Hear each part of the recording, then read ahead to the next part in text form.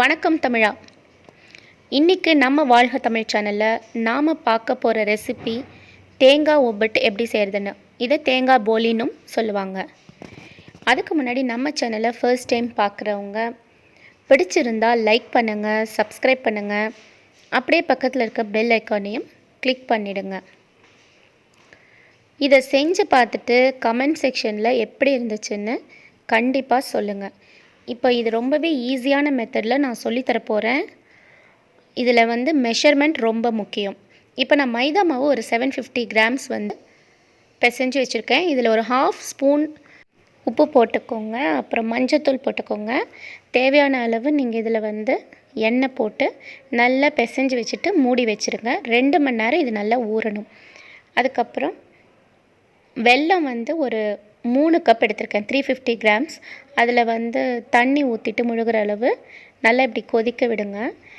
வெல்லம் கரைஞ்சதுக்கு அப்புறமா ஒரு ஸ்டீல் வடிகட்டியில் வடிகட்டிக்கணும். இது எதுக்காக அப்படின்னா, அடியில் இருக்க கசடெல்லாம் இதில் இருக்க மண் கசடு இதெல்லாம் நின்றுடும்.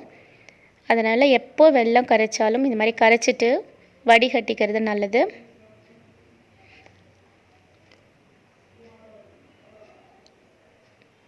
அதாவது வெல்லம் பாதி அளவுங்க. நீங்கள் எவ்வளோ மைதா மாவு எடுக்கிறீங்களோ அதுக்கு சரி பாதி வெல்லம் எடுத்துக்கணும். சரியா? இப்போ 750 கிராம்ஸ் மைதா மாவுனா 350 கிராம்ஸ் வெல்லம் எடுத்திருக்கேன். நீங்கள் என்ன மெஷர்மெண்ட் கப்பை எடுத்துக்கிறீங்களோ அதுலேயே நீங்கள் எல்லாமே அளந்துக்கணும். தேங்காய் இப்போ 4.5 கப் எடுத்திருக்கேன் நான். 3 கப்பு வெல்லத்துக்கு 4.5 கப்பு தேங்காய் எடுத்துக்கணும், திருவின தேங்காய். அதை நம்ம வடித்தோம் இல்லையா வெல்லம், அதில் நம்ம தேங்காய் போட்டு நல்லா இந்த மாதிரி ஃப்ரை பண்ணி கலந்து விட்டுட்டே இருக்கணும். சிம்மில் வச்சுக்கோங்க.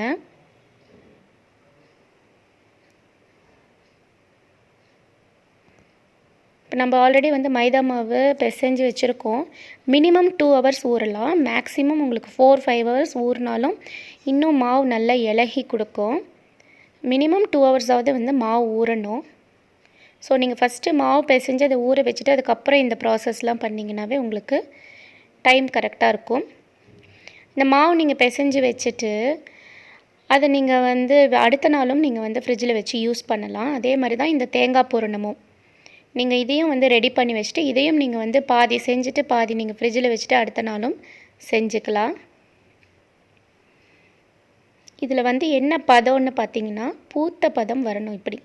அதாவது திருப்பி விட விட ஒரு ஒயிட் கலரில் வந்துகிட்டே இருக்கும். அதுக்கப்புறம் ஏலக்காய் தூள் கடைசியாக. இப்போ இந்த ஸ்டேஜில் ஏலக்காய் தூள் போட்டுருங்க. ஏலக்காய் போட்டுட்டு நல்லா கலந்து விட்டுக்கோங்க. கொஞ்சம் கூட தண்ணி இருக்கக்கூடாது, ரொம்ப கெட்டியாகவும் பண்ணிடக்கூடாது. கொஞ்சம் இலகுன மாதிரி இருந்தால் தான் நம்மளுக்கு திரட்டுறதுக்கு ஈஸியாக இருக்கும். இப்போ நான் ரவுண்டாக இந்த மாதிரி பால்ஸ் மாதிரி பண்ணி வச்சுருக்கேன் மைதா மாவு. இந்த மாதிரி ஒரு பாலித்தீன் கவர் எடுத்துக்கோங்க. அதை மடிக்கிற அளவுக்கு கொஞ்சம் நீளமாக பாலித்தீன் கவர் எடுத்துக்கோங்க. இதில் மாவு பூரணம் ரெண்டும் சரிக்கு சரியாக நீங்கள் வைக்கணும். அதிகமான மாவு இருந்தாலும் நல்லா இருக்காது, பூரணம் அதிகமாக இருந்தாலும் நல்லா இருக்காது. ஸோ இதுவும் அதுவும் கொஞ்சம் ஈக்குவலாகவே நீங்கள் வைக்கணும்.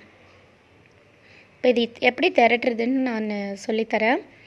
ஒரு பால் எடுத்துக்கோங்க மைதா மாவு, ஒரு ஸ்பூன் எண்ணெய் விட்டுக்கோங்க. நீங்கள் விரலில் பண்ணுறதை விட இப்படி பாமில் நல்ல உள்ளங்கையில் இப்படி மாவு விரித்து விட்டுக்கோங்க. ஈஸியாக வந்துடும், ஒன்றும் கஷ்டமாக இருக்காது. ஏன்னா நல்லா ஊறி இருக்கு இல்லையா, அதனால் உங்களுக்கு இதை பண்ணுறது ரொம்பவே ஈஸியாக இருக்கும். இதுக்கு உங்களுக்கு வேறு எதுவும் தேவையில்லை, கையிலே நீங்கள் பண்ணிடலாம். பூரணம் உள்ளே வச்சுட்டு பாருங்கள், 4 பக்கமும் இப்படி மடித்து விடுங்க.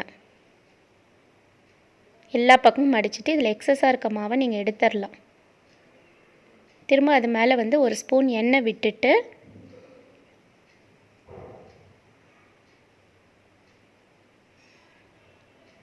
பாலித்தீன் கவரை திருப்பி அது மேலே இப்படி போட்டுக்கோங்க.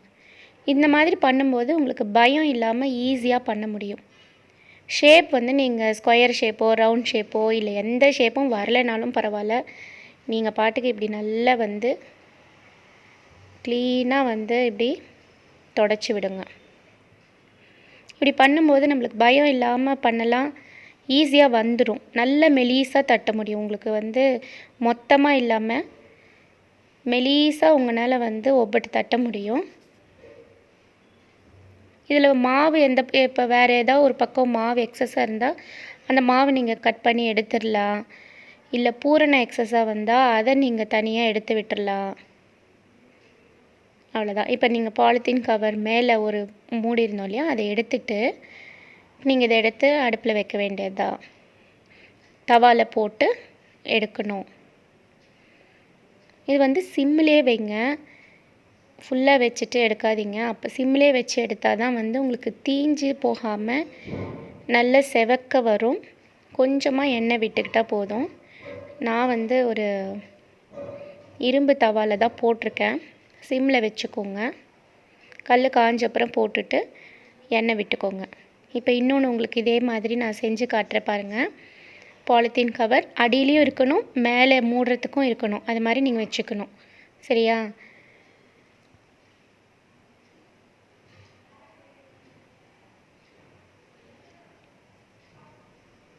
ஃபஸ்ட்டு மாவு வச்சுட்டு நல்லா இப்படி விரித்து விட்டணும். ஸ்பூனில் எடுத்து போட்டுக்கோங்க. ஏன்னா கையில் எண்ணெயாக இருக்கும். அதுலேயே நீங்கள் பூரணத்தையும் தொட வேண்டாம். அதனால் ஸ்பூனில் வந்து தனியாக நீங்கள் பூரணம் எடுத்து இப்படி வச்சுக்கோங்க. பூரணம் வந்து கொஞ்சம் இலகி இருக்கணும். இப்போ நான் எப்படி வச்சுருக்கேன் பாருங்கள், அந்த மாதிரி. ரொம்ப கெட்டியாக இருந்தால் உங்களால் திரட்ட முடியாது.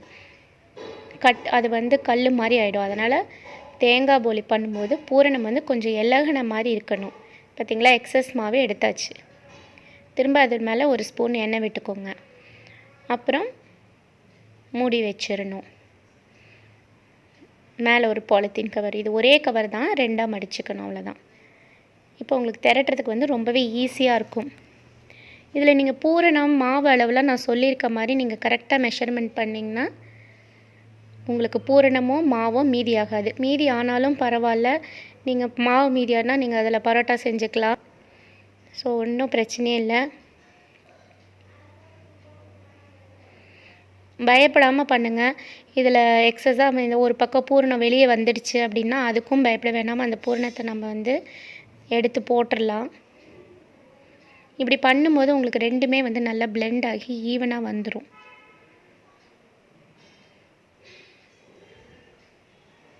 நான் பண்ணிகிட்ருக்கிறது வந்து ஒரு பாலித்தீன் கவர் மேலே தான் வச்சு இப்படி பண்ணிகிட்ருக்கேன்.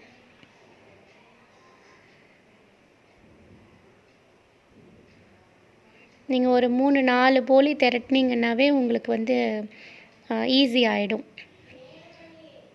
பிகினர்ஸ்க்கெல்லாம் இந்த மாதிரி நீங்கள் பண்ணிங்கன்னா ரொம்ப ஈஸியாக பண்ணிடலாம். அவ்வளோதான். ஒரு ஸ்பூன் எண்ணெய் விட்டுட்டு சிம்லேயே வச்சு எடுங்க. கொஞ்சம் செவக்க வரும்போது எடுக்கணும், தீயை விட்டுறாதீங்க. அவ்வளோதாங்க. ரொம்ப ஈஸியாக நம்ம வீட்டில் வந்து அருமையாக செஞ்சிடலாம்.